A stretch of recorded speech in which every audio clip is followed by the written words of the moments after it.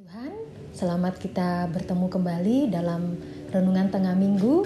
Hari ini kita akan mendengar tentang Allah sumber pengharapan. Kita akan membaca di dalam Roma pasal yang ke-15 ayat yang ke-13. Semoga Allah sumber pengharapan memenuhi kamu dengan segala sukacita dan damai sejahtera dalam iman kamu, supaya oleh kekuatan Roh Kudus kamu berlimpah-limpah dalam pengharapan. Puji Tuhan. Pada tanggal 5 Agustus 2010, sebuah tambang emas dan tembaga di Kapiapo, Chili runtuh. Di situ ada 33 penambang yang terperangkap. Regu penyelamat yang mencari mereka nyaris putus asa. Tetapi 17 hari kemudian diketahui bahwa mereka masih hidup walaupun mereka terperangkap di dalam tambang sedalam 700 meter.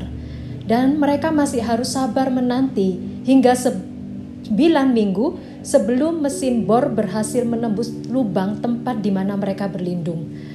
Ya, manusia itu bisa bertahan selama 40 hari tanpa makan, 4 hari tanpa minum, 4 menit tanpa bernapas, tetapi manusia tidak mampu hidup bahkan 4 detik saja jika tidak punya semangat dan harapan.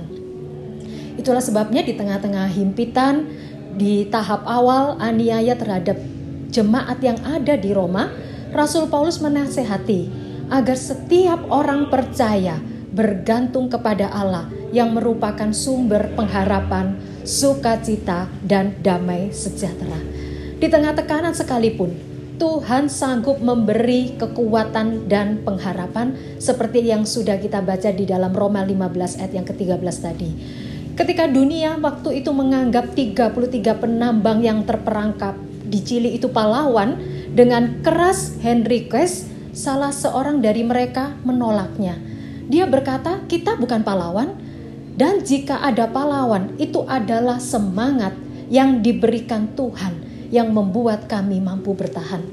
Saudara, ternyata ketika terjebak di tambang, dia membacakan sejumlah ayat Alkitab kepada teman-temannya untuk menjaga semangat mereka.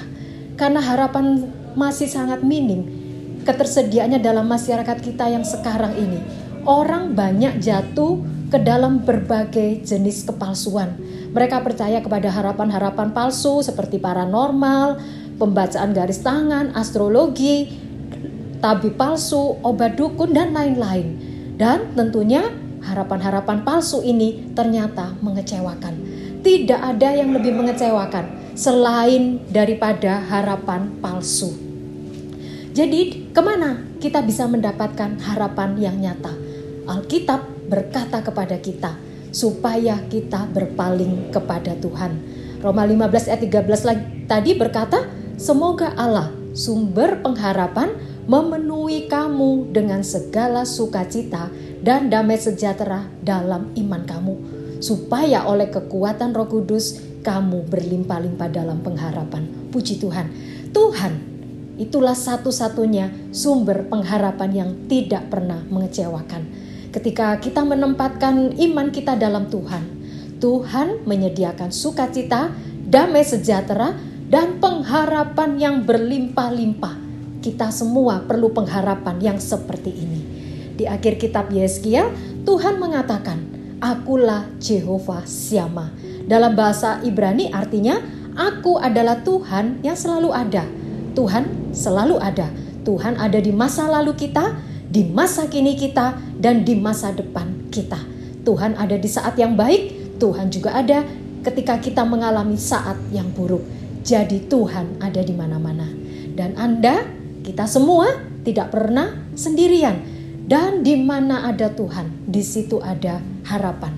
Demikian juga dengan segala perkara yang ada di dunia ini, yang tidak bisa diharapkan, tidak mampu memberikan pengharapan yang pasti. Apalagi kita berharap kepada manusia, termasuk keluarga, saudara, anak-anak, teman atau sahabat, dan pada akhirnya itu semua akan berakhir dengan kekecewaan. Salah besar ketika kita menaruh pengharapan kita kepada orang-orang yang kita anggap hebat ataupun kuat. Firman Tuhan memperingatkan, manusia itu sama seperti angin, hari-harinya seperti bayang-bayang lewat. Mazmur 144 ayat 4. Juga jangan berharap kepada kekayaan. 1 Timotius 6 ayat 17 mengatakan, jangan berharap pada sesuatu yang tak tentu seperti kekayaan, melainkan pada Allah yang dalam kekayaannya memberikan kepada kita segala sesuatu untuk dinikmati. Oleh sebab itu, marilah kita menaruh harap hanya kepada Tuhan. Kita tidak akan pernah dikecewakan karena Tuhan tidak pernah berubah. Tuhan berjanji, sampai masa tuamu, aku tetap Dia. Sampai masa putih rambutmu, aku menggendong kamu.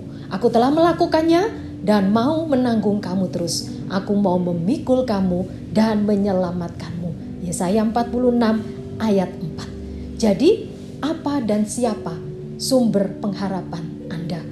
Tuhan adalah batu karang yang teguh. Dialah sumber pengharapan bagi kita orang percaya. Mari jalani hidup ini dengan penuh semangat. Tuhan adalah baik bagi orang yang berharap kepadanya, bagi jiwa yang mencari Dia. Amin. Tuhan Yesus memberkati kita semua.